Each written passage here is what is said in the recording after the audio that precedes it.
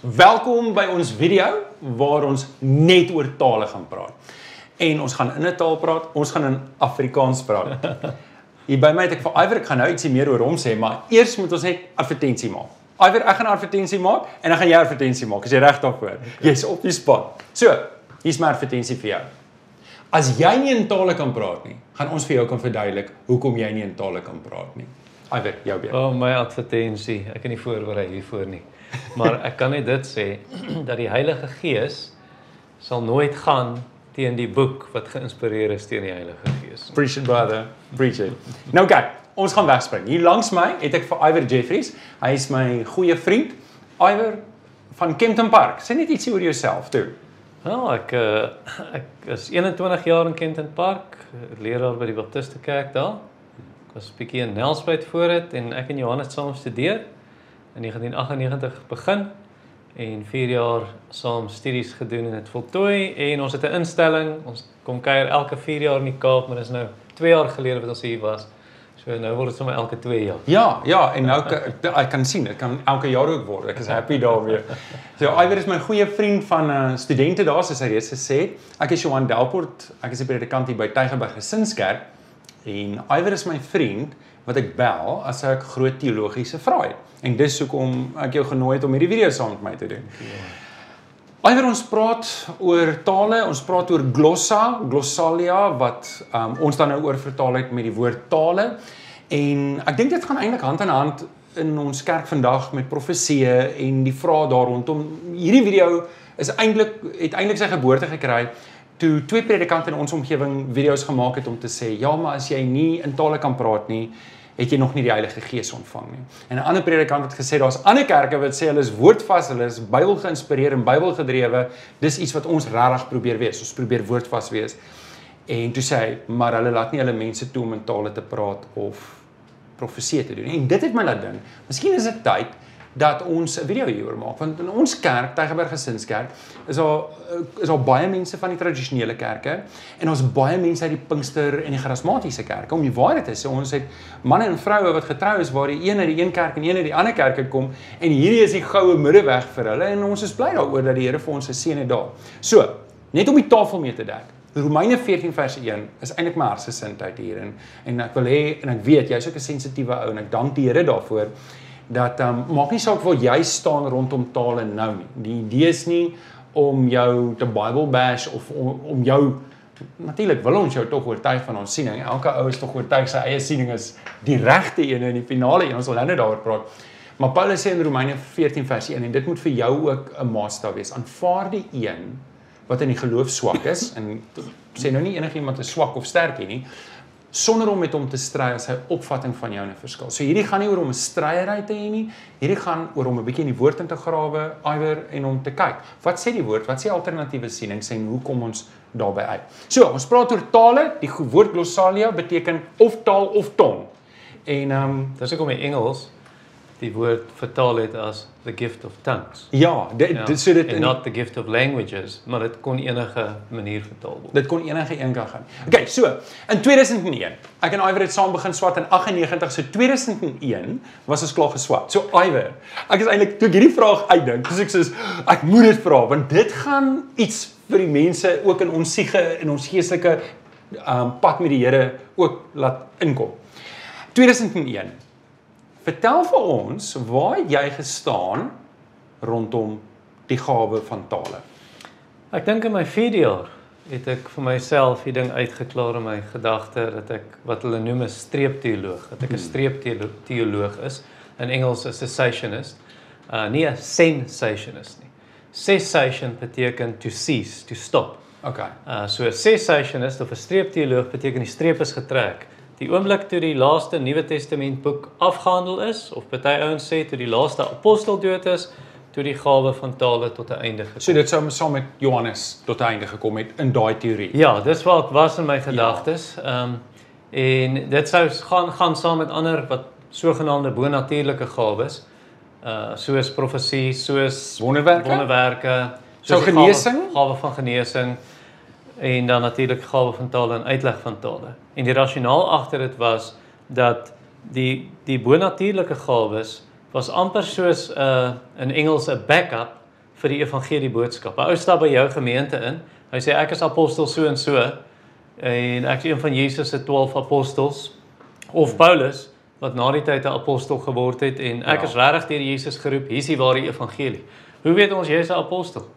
En Uit die tekens.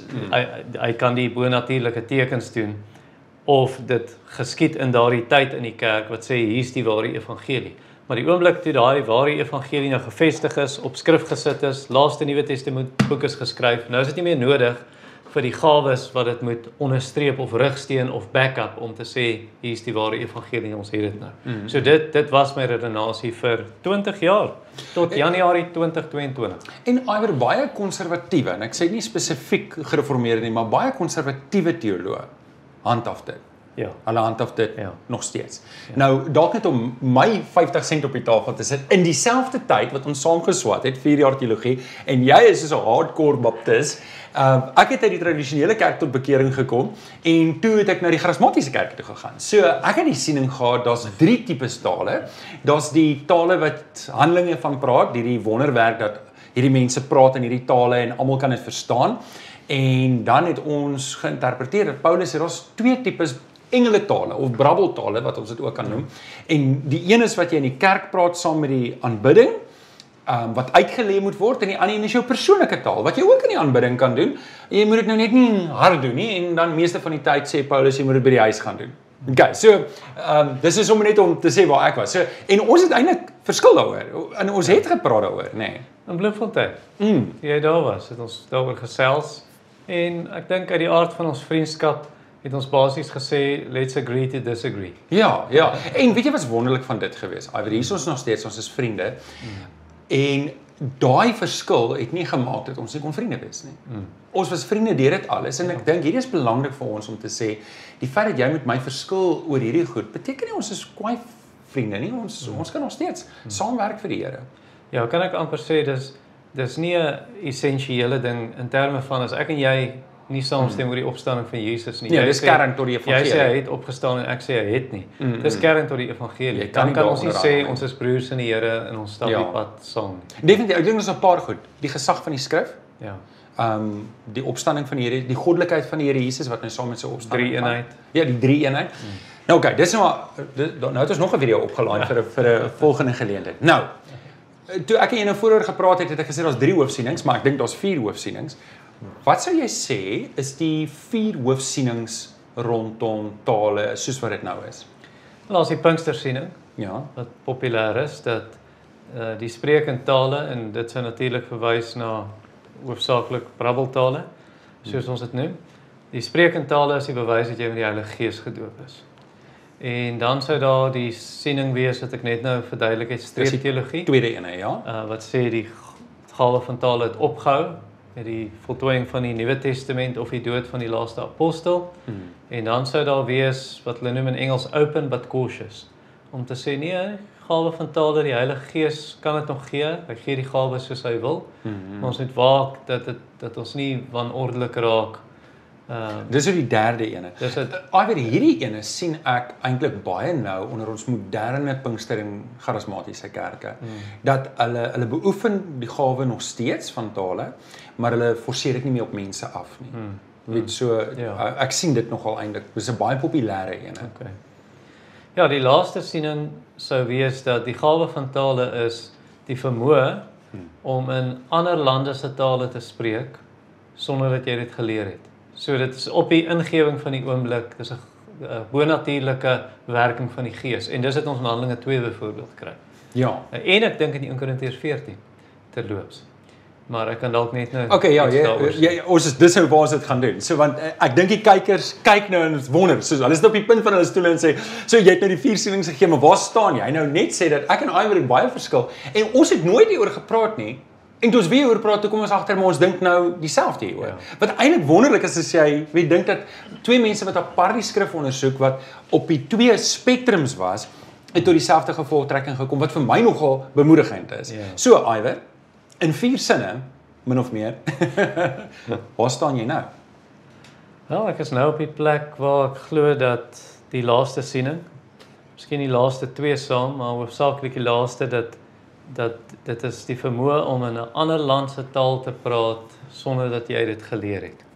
Ja. Soos Handelinge 2 weer eens. En dit gaan ons nou bespreek. En nou wil ek 'n bietjie met jou juis 'n bietjie gesels hier hoor. Dalk moet ek net vir konteks ook gee. Hierdie woord glossalia, uit 'n verskillende verbuigings, kom 15 keer voor in die Nuwe Testament. Dalk 'n bietjie minder want ek het nou in die Afrikaanse nuwe vertaling gaan kyk. Ja.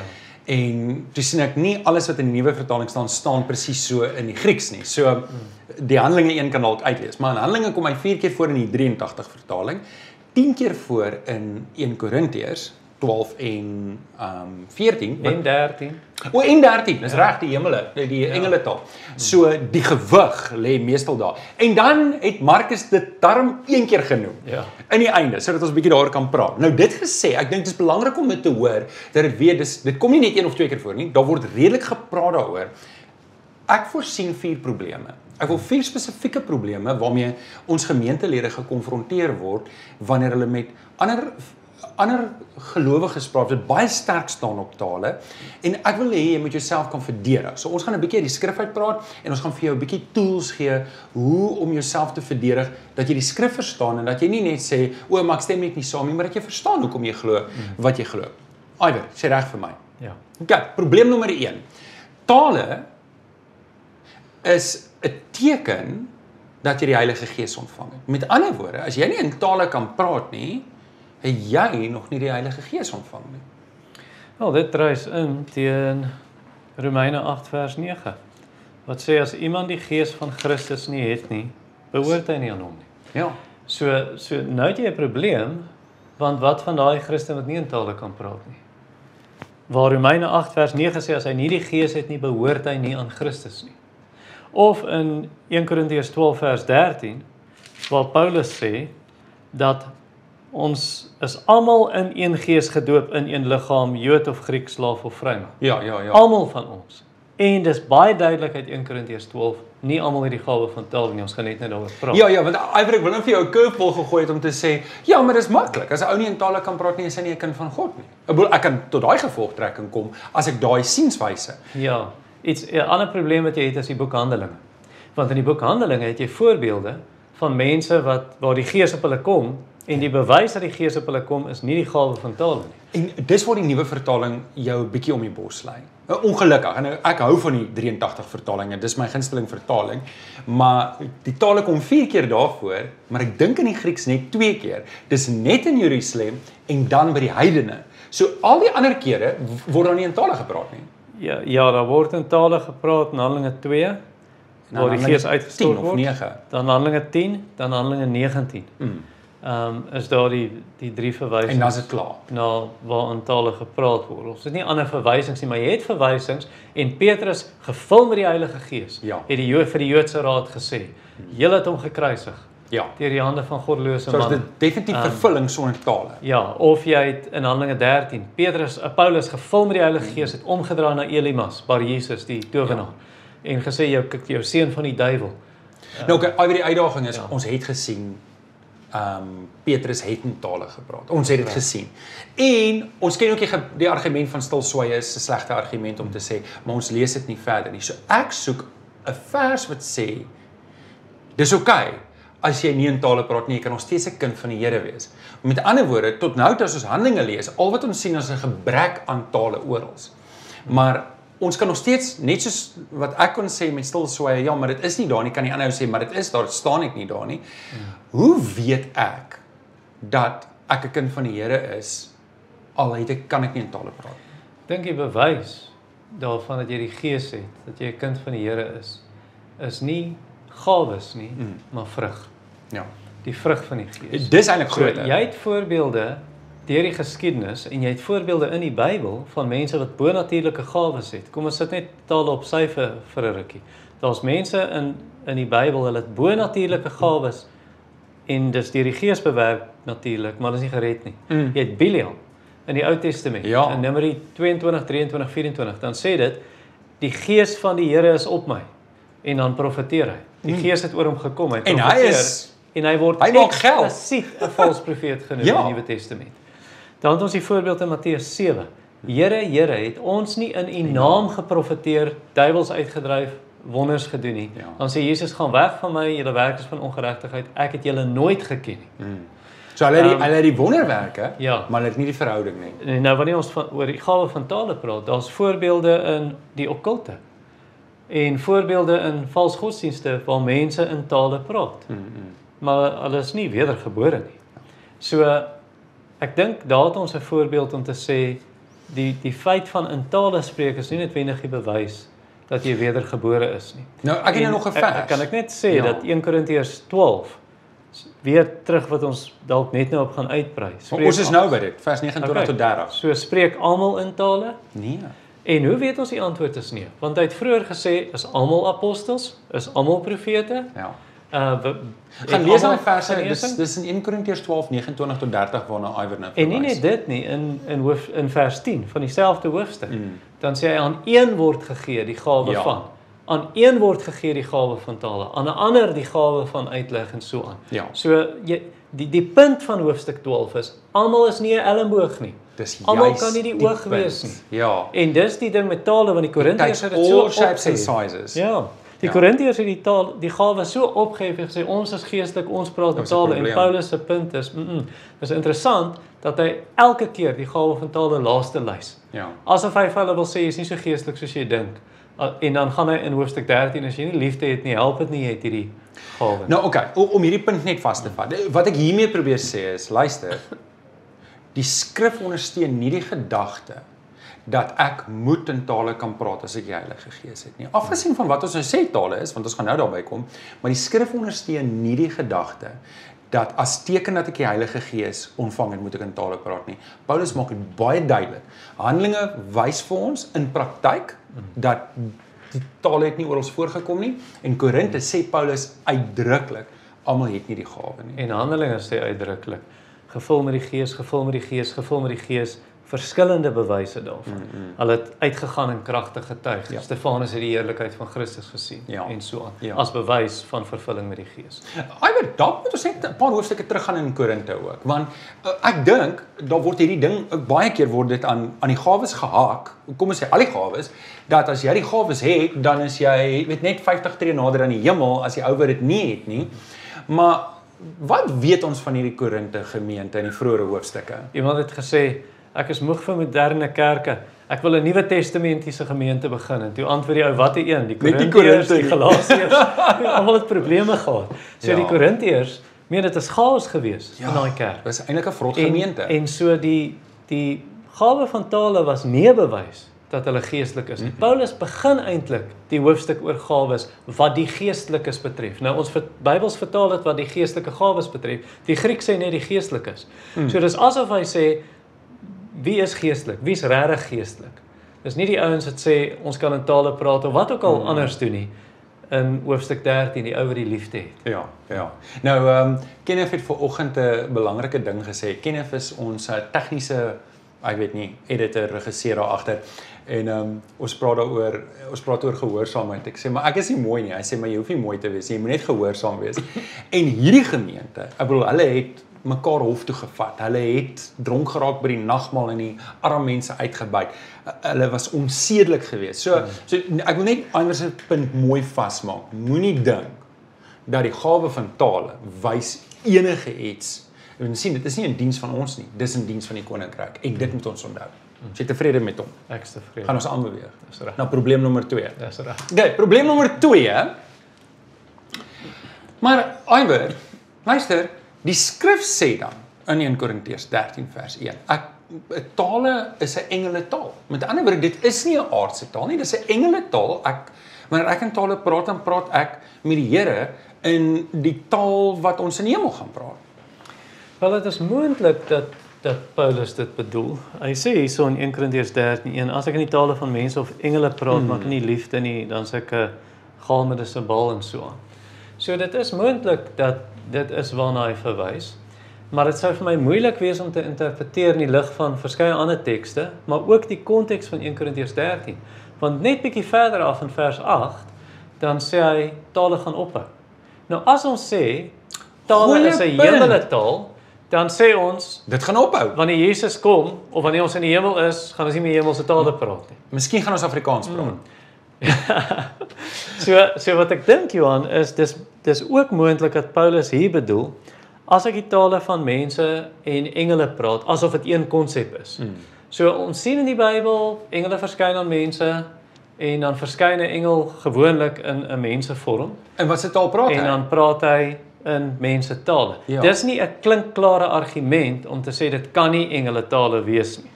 Maar En dink jy tale. aan die ene om te sê dit gaan ophou, skep 'n groot probleem. Dis vir my 'n sterk, Dis 'n groot probleem. dit skep 'n groot probleem. Tale is engele tale, verder Nou, af dit op. tale gaan ophou wanneer Jesus kom, wanneer die volmaakte gekom het. So ons gaan nie meer in hemelse tale praat in die Nee, hemel. hy's uit, dit kan nie werk nie. Ja. Okay, dis eintlik 'n maklike een. Jy het hom eintlik vir ons baie maklik opgelos. Dit is nie engele tale nie. Okay. Nommer volgende. Is jy reg vir probleem nommer 3? Nou okay, hierdie is 'n probleem wat dis wat my tot hierdie gevolgtrekking gebring het. Want ek dink min mense weet dit dat Paulus en Lukas het eintlik baie goed saamgewerk. Ek bedoel, Lukas skryf vir Theophilus. Nou, jy weet presies wat Theophilus se rol was hy 'n regsgeleerde, hy moes vir Paulus verdedig het. Presies wat daar gebeur het, weet ons nie. Maar hy skryf 2 boeke. Hy skryf die Evangelie van Lukas en hy skryf die Handelinge om vir Paulus te help, te ondersteun, te verdedig, wat ook al die saak mag wees. Sien, ons lees die boeke en dink, alles is in die Bybel, maar al daai boeke het 'n doel gehad. En nou skryf Lukas vir Paulus om hom te ondersteun en hy praat van tale. Kom ons sê maar die 83 4 keer, jy het gesê die 53 3 keer. En nou praat Paulus in 1 Korinte. Nou hier's my probleem. Help my om dit te verstaan. Hoe sal dit werk dat hulle van ander tale praat? Met ander woorde, Paulus het een stel tale, hy noem glad nie daai ene nie. En Lukas noem hierdie stel tale, maar hy noem glad nie daai ene nie. So wat ek jou eintlik nou vra is, en dis ek, is Handelinge se tale elke keer, al 3 keer wat in die Grieks voorkom, is dit elke keer dieselfde taal? En dan is die tale wat is daar kohesie in Paulus se 1 Korintiërs 12 tot 14 dat die tale daar, met ander woorde, want onthou dis 'n argument wat mense sê daar's 3 verskillende tale. Hoe los ons hierdie probleem op? Dit sou baie onwaarskynlik wees. As ek byvoorbeeld dink, Lukas was Paulus se metgesel op sendingreise. Hy skryf die boek Handelinge, hy skryf van wat Paulus gedoen het. So vir my baie vreemd wees as ons in Handelinge 2 kom en jy lees daar van tale en dit sê vir jou wat daai tale is. Dit sê ons hoor hulle in ons eie tale praat, Egipties, Arabies, die taal van Kreta, van Kappadosie, van Pontus, van Asië, Italiaans, jy weet, taal van Rome, van Libië. So daar sê dit, tale is ander lande se tale. Dit sou vir my vreemd wees as Lukas skielik kom in Handelinge 10 en sonder om vir ons te sê, hoor jy, ek bedoel nou 'n ander taal, ander soort want taal. hy is 'n akademikus. En 'n historikus. So en 'n historikus. So nou kom hy in Handelinge 10 en hy sê hulle het in tale gespreek, Handelinge 19 Hy aanvaar jy weet. maar hy sê nie vir ons 'n voetnoot, hoor jy, ek bedoel nie dieselfde as Handelinge 2 nie. Dan sê dit ook vir my vreemd wees, al hierdie sendingreise wat Paulus meegemaak het. En skielik kom hy in Korinte en in Korinte is dit heeltemal ander soort tale as in die boek Handelinge. En die plekke wat hy besoek het in die boek Handelinge. Nog ietsie, wanneer kom by die toring van Babel in die Ou Testament? Daar is die eerste keer wat ons nou met ander lande se tale te doen het. Ja. Die Here verwar die mense, elkeen praat in verskillende tale. In Handelinge is dit die toring van Babel omgekeer. Al die verskillende tale is nou by een. Al die tale is nou by een. En net soos wat tale daar verstrooiing en verdeeldheid gebring het, bring tale nou mense bymekaar. Om te sê hierdie evangelie is nie net vir die Jode nie. Hierdie evangelie gaan na al die tale toe. Dis hoekom tale die teken is. So dit sou vir my snaaks wees wanneer ons by Korinte kom, nou bedoel Paulus nie meer dit nie. Nou bedoel die Bybel iets anders. Sou vir my vreemd wees. Okay, so ek wil net verwoord wat jy sê in 2 of 3 sinne. Sou jy sê wat ek nou beskryf is akkuraat dat Lukas en Paulus praat van dieselfde tale. Ja. En dit is 'n verstaanbare taal wat mense sou verstaan het. Ek en jy sou dit nie dalk verstaan het nie, want ek en jy kan nie Italiaans verstaan nie. Ons kan nie Grieks verstaan nie. Maar hulle sou daar sou mense wees in die gehoor. Dis die punt van die gawe om hulle te bedien, dat hulle die wonderlike dade van God gehoor het in hulle eie taal. Ja, is vir my interessant dat in 1 Korintiërs 14 dink ek daar's bewyse vir dat hierdie praat van ander lande se tale wat hulle kon spreek bonatuurlik.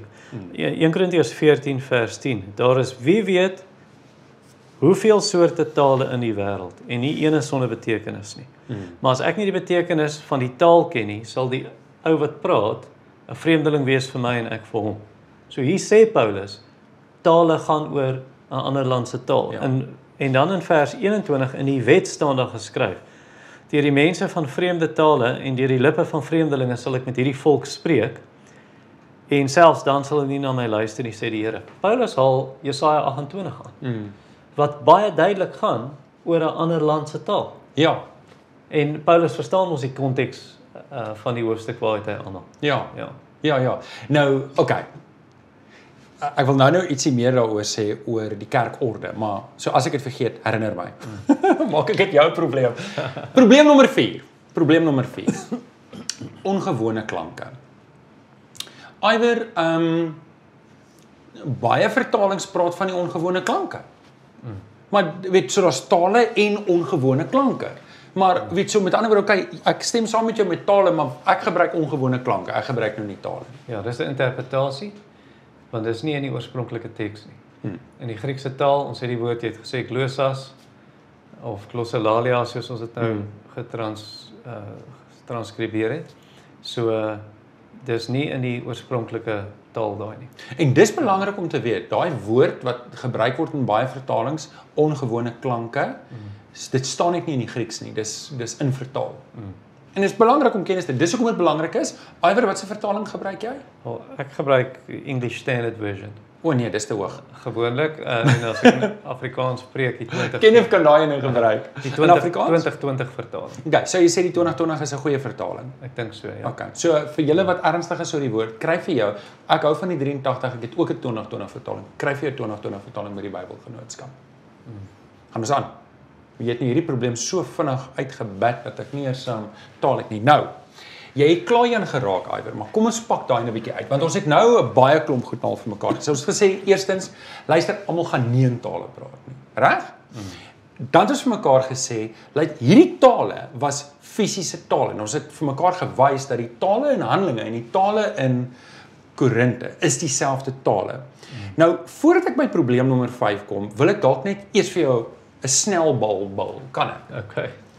As dit dan so is dat die tale 'n teken is vir ongelowiges, hoekom sal Paulus dan vir die gemeente sê in Korinte, hoor jy, hou op, want die heidene kom en hulle dink julle is van julle koppe af. Dit is dan juis vir hulle 'n teken, maar nou sê Paulus hulle moenie, want dit gaan hulle net te mekaar maak. Daai gedagte kom uit Deuteronomium 28. Deuteronomium 28 is 'n vrek lang hoofstuk, as jy dit wil gaan lees. Baie lang hoofstuk van die Here gaan sy volk Israel op hierdie manier seën as hulle gehoorsaam is. Ja. Maar as hulle ongehoorsaam is, dan gaan die Here hulle hierdie vervloekings oor hulle bring. As hulle aanhou met hulle sonde en afgoderry, gaan die Here die vervloeking 7 maal vermenigvuldig. Levitikus gebruik daai 7 maal die parallelgedeelte. Maar in Deuteronomium 28, een van die vloeke wat hy bring oor hulle as hulle aanhou met afgoderry en wegdraai van die Here, vers 49. Die Here sal 'n nasie teen jou bring van ver af, van die eindes van die aarde af, wat op jou afpyl of neerpyl soos 'n arend, 'n nasie wie se taal jy nie verstaan nie. En dan kom hy in Jesaja 28 wat Paulus aanhaal in hierdie hoofstuk 1 Korintiërs 14. Dan sê Jesaja 28, as hulle nie luister nie, dan stuur ek 'n volk teen jou wie se taal jy nie verstaan nie. Ek weet dit, ja. Jeremia 5 vers 15. Dis 'n ander volk, die Babiloniërs. Ek gaan die Babiloniërs teen julle stuur, 'n nasie wie se taal julle nie verstaan nie. So daai nasie wat teen hulle kom, dis 'n teken van oordeel, want toe die profete in 'n verstaanbare taal vir hulle preek. Dis die konteks van Jesaja 28. Jesaja het reeltjie vir reeltjie gepreek, woordjie vir woordjie. Hulle nie bekeer nie. Nou gaan 'n ander nasie kom en hulle gaan 'n ander taal praat en die Here se oordeel uitspreek en die volk gaan dit nie verstaan en hulle nie bekeer nie want hulle verstaan nie die taal nie. Ja. Dis 'n teken van oordeel. So wat Paulus doen wanneer hy die teks aanhaal uit Jesaja uit, is Paulus sê, luister, om in 'n ander land of in hierdie tale te praat en niemand verstaan nie, daar's nie 'n uitleg in die gemeente nie. Dis nie 'n teken van geestelikheid nie. Dis 'n teken van oordeel. Julle moet dit uitlê sodat mense opgebou kan word. So as ons sê 'n teken vir ongelowiges, al daai tekste in die Ou Testament, dis 'n teken vir ongelowige Israel. Die Here se oordeel is nou hier. Hier kom hierdie nasie wie se taal jy nie verstaan nie. En dis presies wat hy sê in Korinte. dat jy laat nie uitleg nie, niemand verstaan dit nie, moenie dink jy's geestelik nie.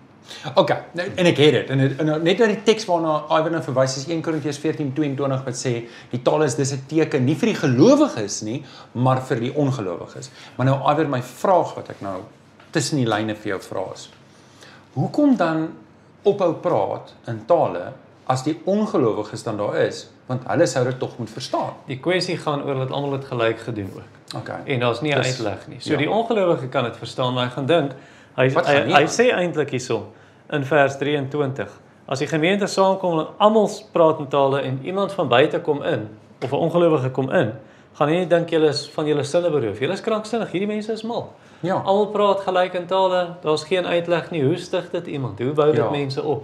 So dis hoekom die ongelowige sou instap en dink hierdie mense is mal en Paulus sê stop dit. En dan gee hy wat ons net nou oor gaan praat, hoe dit ordelik moet geskied. Ja. Ja. So okay, en ek dink ek wil net kyk of ek nog 'n groot probleem het. Kom ons praat 'n bietjie oor kerkorde, want dit is vir my nogal vreemd. Nou, ek was ook in die charismatiese kerk vir 'n ruk en ek moet sê ek het dit geniet. Dit was vir my hoë energie. Ek was 'n jong gelowige en daai het eintlik vir my goed gedoen op daai stadium. Maar toe ek die skrif lees, toe kry ek deur die kerk waar ek betrokke was, doen presies wat Paulus sê. Jy moet nie doen nie. Dit is vir die vreemdste ding. Jy weet, ek wil is so duidelik dat die skrif sê, moet dit nie doen nie. En dan doen die gemeente dit. En as jy met hulle praat, dan het hulle allerlei verduidelikings daarvoor. So okay, ons het nou dat dit is nou dis 'n fisiese taal, dis 'n regte taal.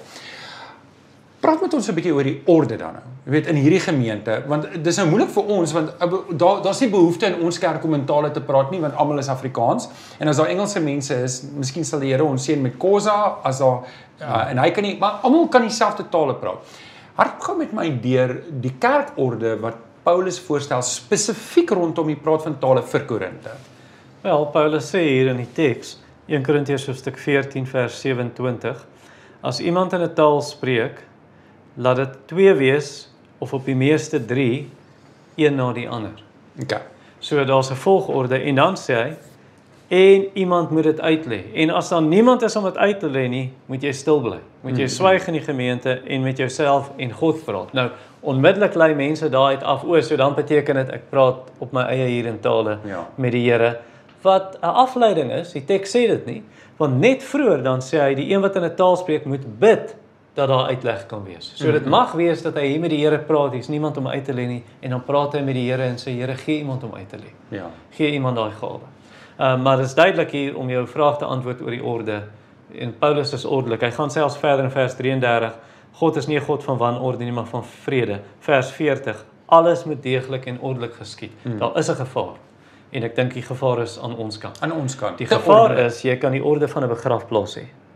Jy weet 'n begrafplaas is baie ordelik. Alles is mooi en reg, almal is stil. Alles is dood. Maar dit is dood. Ja. En so dis 'n gevaar, 'n werklike gevaar waarvoor ons versigtig moet wees om nie so te sê die ding moet so ordelik wees, daar's nie beweegruimte vir spontaniteit nie. Ons moet waak daarteen. Okay, nou met dit gesê, jy het nou die ding aangeraak en hoekom sal Paulus dan nou sê, ek verwoord dit presies so, want ek lei jou nou in daai stryk in. Hoekom sal Paulus dan sê, ek moet dan liewer stil bly en by my huis in tale gaan praat? Wel, die teks sê nie ek moet by my huis in tale praat nie. Die teks sê ek moet liewer stil bly in die gemeente en met die Here praat. So nou die afleiding wat ek gesê het is mense sê so dit beteken ek praat by my huis. Dis nie wat die teks sê nie. Nou waar kom daai gedagte vandaan dat Paulus sê weet jy moet liewer by die huis. Want dis 'n algemene gedagte. Dat hoorie, ek het 'n persoonlike taal wat ek in my kamer bid want die Bybel sê ek moet en ek hoor dit baie. Maar ek kan nie onthou dat ek ooit so vers raak gelees het nie. Wel, is 'n klompie plekke in 1 Korintiërs 14 wat mense dit uit kan kry. Ja. So in 1 Korintiërs 14 vers 2 byvoorbeeld, dan sê hy die een wat in 'n taal spreek, spreek nie tot mense nie, maar tot God. Okay. So mense sê so dis duidelik. Hy praat met die Here, maar die inlees in die vers is, hy doen dit by die huis. Ja. Die teks sê dit nie. In Handelinge 2 toe het hulle in tale gepraat en God geprys vir sy groot werk. Hulle het met God gepraat. Ja. In Handelinge, die mense kon dit net hoor. In Handelinge 10 praat hulle praat oor God se groot werke. Al 2 kere was in die publiek. Ja. So die feit dat dit sê jy praat met God, beteken nie eens by die huis nie. Dis 'n afleiding. Nog iets wat mense sal vat as hulle sê hy praat geheimenisse in die gees. Nou, geheimenis in die Nuwe Testament is altyd iets wat verborge is en jy kan dit nie verstaan tensy God dit in jou bekend maak nie. En dis die punt met tale. Dis Paulus se punt om te sê, julle moet dit uitlê. Want die mense verstaan nie. Jy praat in 'n ander taal. Okay, so sou jy sê, alle tale moet uitgelê word? Ja. Okay. Ek dink dis die hele punt van hoofstuk 14. Nog 'n teks wat hulle sal vat. Mense wat so sê, is hy sê in vers 14, as ek in 'n taal bid, dan bid my gees, maar my verstand is onvrugbaar. Dan sê hulle, sien jou verstand is onvrugbaar, Ja, jou gees wat nou bid, ja. Jou gees bid tot die Here, maar ons moet net verder lees. Wat moet ek doen? Ek sal in my gees bid, maar ook met my verstand. Ek sal sing in die gees, maar ook met my verstand. So die gees gee hierdie gawe in jou gees, sodat jy in hierdie ander taal kan praat, maar nou sê Paulus hierso, dis nie goed genoeg nie. Jou verstand is onvrugbaar, dis nie positief nie. Onvrugbaarheid is negatief. Ja. Paulus sê, niemand kan daai soetvrugte pluk en eet en sê, dis lekker, ek verstaan. Ek verstaan wat jy sê oor hoe wonderlik die Here is. Ja. So lê dit uit, dat jou verstand vrugbaar kan wees. Nog een wat hulle sal vat is in vers 18, ek dank die Here, sê Paulus, dat ek meer in tale praat as julle almal. Nogtans sal ek in die gemeente liewer 5 woorde met my verstand praat om ander te onderrig as 10.000 woorde in 'n taal. Nou hulle lei af dat Paulus sê, in die gemeente sal ek verstaanbare tale, maar ek praat meer in tale as julle almal. Tref daai onderskeid. So goed, dis moontlik dat Paulus dalk dit bedoel, maar is dit ook moontlik dat Paulus bedoel op die sendingveld praat ek meer in tale as julle almal? Ja, want ek is heeltyd daar buite. Ek het die gawe. Maar wanneer ek in die gemeente kom, dit gaan julle nie help nie. So ek gaan in 'n verstaanbare taal praat. Ja. Of iemand het die gawe en dit, want hier kom 'n vreemdeling in wat nie ons taal verstaan nie, om sy ontwil, die ongelowige, kom hierdie in 'n ander land se taal na hom toe, die boodskap oor God se grootheid, en dan lê iemand dit uit so die res van ons kan verstaan en opgebou kan word. Okay, ek gaan dit opsom en dan sê vir my of ek reg verstaan. So Paulus nee is moedig nie, vermaan die gemeente, sê, hoorie, stop wat julle doen. Ja. Want julle skrik eintlik, julle doen presies die teenoorgestelde as wat julle moet doen. Julle skrik die ongelowiges af. Ja. Wat beteken, daar was ongelowiges wat hulle besoek het. Ja. Weet, soos wat ons ook maar in die kerk het vandag. En nou wat hy sê is, dis goed, okay, praat in tale, want dit is 'n gawe, moet dit nie verhinder nie, wat hy sê moet dit nie verhinder nie, maar dit moet om die beurt gebeur. Dit moenie op een slag gebeur nie. En dan moet daai tale uitgelê word, wat vir my in my kop sê, dat die gemeente moet weet as iemand wat dit uitlê. Ja. Vooraf. Ja. So, en dan, as daar nie iemand is wat dit uitlê nie, dan mag jy nie, dan moet jy hulle stil maak nie. Dan moet jy net eenvoudig van die staanspoor af stil bly, en liewer bid dat die Here die iemand die gawe gee om uit te lê. Nou okay, daar's nou baie praktiese goed wat mense nou hier moet uitsorteer, wat nou eintlik verby hierdie gesprek is, want ons wil eintlik net kom by oorkoepelende idee van tale. Nou, ons is by die gevolgtrekking fase. Hoe moet ons oor tale dink? As jy nou opsommend kan sê. Ek gaan 'n paar opsommende vrae vra. Wel opsommend, dis die vermoë om in 'n ander land se taal te praat, sonder dat jy daai taal geleer het. Dis op die ingewing van die oomblik, wat die Gees jou daai gawe gee. Jy praat in daai taal, dit is 'n hulp vir iemand wat nie jou taal verstaan nie, en dan moet dit uitgelê word vir die ontwil van jou medegelowiges, wat nie die gawe verstaan, daai taal wat jy nou ontvang het nie. So moet dit uitgelê word, en dit is nie die bewys dat jy met die Gees gedoop is nie. Okay, dit bring my by die volgende gevolgtrekkende vraag is dan, het almal hierdie gawe?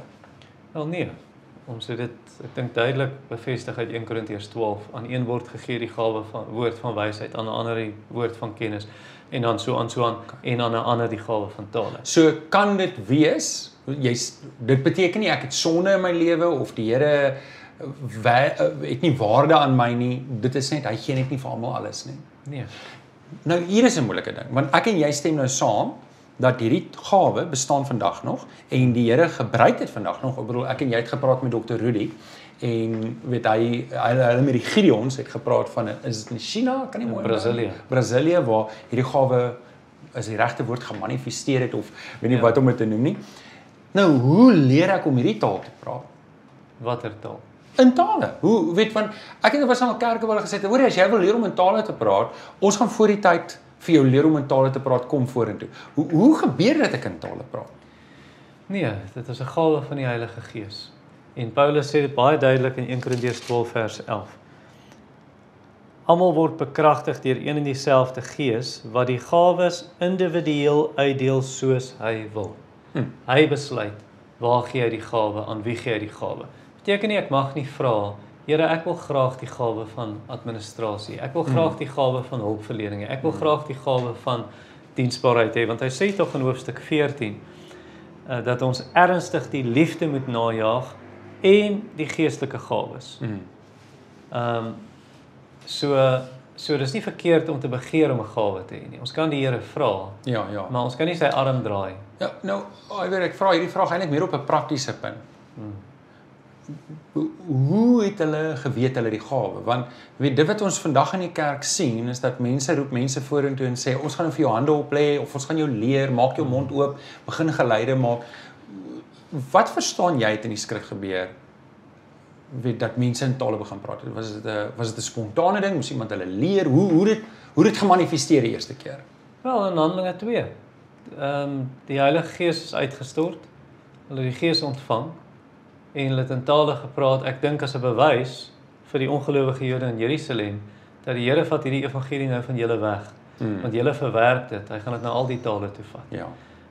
En dis hoe die eerste keer gemanifesteer het of bekend geraak het, duidelik geraak het. En dan daarna weer 2 ander kere in die boek Handelinge.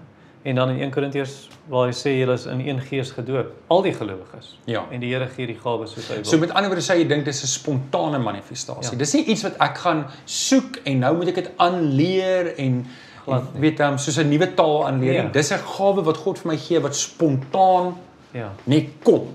Ja. Okay, dis nie iets wat dit is belangrik om dit vir mekaar te sê. Nou wat sê ons vir die mense wat nie die gawe het nie? Wel, ek sal eers die evangelie met hulle deel. Ek wil weet, ken hulle die Here Jesus Christus as hulle verlosser? Dis die belangrikste vraag. Wat help dit jy sê ek spreek in tale, maar jy ken nie Christus as jou verlosser nie? Ek weet van 'n storie in 'n kerk in Randburg waar 'n vrou ingekom het in die gemeente en sy was onder die indruk sy is wedergebore want sy kan in tale spreek. En sy was so geskok toe die predikant eendag van die kansel af sê, die feit dat jy in tale kan praat beteken nie Jy's 'n gelowige. Jy's 'n gelowige nie. En sy was uitgebal. En sy het daardie evangelie van Jesus Christus gehoor wat vir ons sondes gesterf het, begrawe is, op die 3de dag opgestaan het uit die dood, dat sy verlore is en verdoem is onder God se oordeel. Weens haar rebellie teen hom en haar sonde. Maak nie saak of jy in tale kan praat nie, jou rebellie teen hom, jou sonde en sy het in Christus geglo. Sy het tot bekering gekom. Ja. En sy was regtig bevry. Okay, so dis waar ons begin. Ons begin met die evangelie. Nou vir gelowiges wat nou kyk, wat regtig lief is vir die Here, wat nie in tale kan praat nie. Wat sê jy vir hulle? Dis okay. Dis okay, want nie almal spreek in tale nie. Die vraag is, sien jy die vrug van die Gees in jou lewe? Die bewys dat die Heilige Gees, Galasiërs 5:22-23, liefde en blydskap en vrede en so aan. So sien jy die vrug van die Gees in jou lewe en die gawe wat die Here jou gegee het, beoefen dit. Ja. Beoefen daai gawe, bou ander gelowiges op, versterk ander in die Here, moenie bekommer en dink ek's nie gered nie want ek het nie die gawe van tale nie. Nou, Kenneth gaan vir my 'n link insit hier iewers, dit sal nou op verskyn. Boodskap wat ek vroeër gedoen het, hoe om my gawes te ontdek. Kyk daai video. Iwer, enige laaste woorde? Ja, ek het 'n laaste woord om te sê. Dit is vir my baie interessant dat Jesus, ons lees in die Nuwe Testament en ek het dit gaan doen. Ek het elke gawe in Korintiërs, Efesiërs, 1 Petrus en Romeine, elke liewe gawe gevat en ek kon dit terugtrek na Jesus se bediening.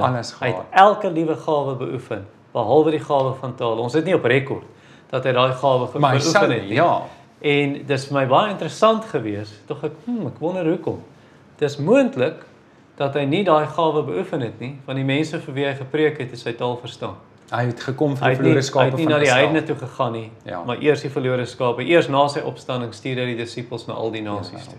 Ja, en dis briljant. dan kry ons die gawe van tale. Ja, dis 'n baie kragtige stelling om te maak, Iwer, om te sê Jesus het al die gawes gehad, hy het nie tale gehad nie, want hy het dit uitdruklik gesê. Wel ek glo hy het die gawe gehad. Ja, Want hy gebruik kan nie gee aan die kerk wat hy nie Nee, weet nee, nie. ek stem Maar saam. ons sien nie op rekord ooit waar hy die gawe van tale nie. gebruik het. Ja, en dit maak sin, Wat nie nodig sou wees. want En presies vir daai rede sou ek sê, as ek hier kom preek, dis nie nodig vir my om in tale te praat nie, want almal hier verstaan Afrikaans. ja, dis net nodig waar mense Ja. nie dit verstaan nie. En dit beteken ook nie die Here gaan dit elke keer gebruik nie, of doen nie.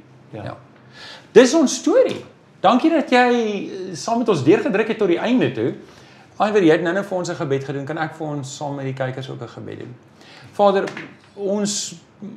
ek dink net die feit dat ek en Iwer oor die jare gegroei het in die Here Jesus. Ek dank die Here vir die man wat Iwer is en dat ons saam kan dienswerk doen in die koninkryk. En Here, ek dink ek en Iwer kan met Paulus vereenselwig dat eintlik het ons niks wat ons na die tafel toe bring nie. En tog hier sit ons, u kies om ons te gebruik, maar ons wil baie nederig wees wanneer dit kom by die waarheid, want ons sien ook hoe ons gegroei het in die laaste 20 jaar rondom ons eie sienings. En Here, wanneer ons hier sit en ons maak hierdie video, dan is dit glad nie om hard te wees op iemand nie, maar Here, ons wil net vir ander gelowiges ook vir hulle iets in die hand gee om te sê, dink hieroor, kyk weer na die woord, grawe 'n bietjie dieper. Ek wil vra dat jy elke kyker sal seën, dat hulle die teenwoordigheid sal beleef en dat hulle uitgedaag sal wees om te sê, maar die vrug van die Gees troef altyd die gawes van die Gees. Here, dit is belangriker om meer soos Jesus te wees, want as ons meer soos Jesus word, wyser dat ons gered is, maar ons kan al die gawes hê en nog steeds verlore gaan. Dankie dat ons daarin kan vashou. Seën vir ons hierin. Ons bid dit in Jesus naam. Amen. Amen. Iwer, baie dankie. Dankie. Ek skud jou aan. Ons maak weer so. Dankie Johan.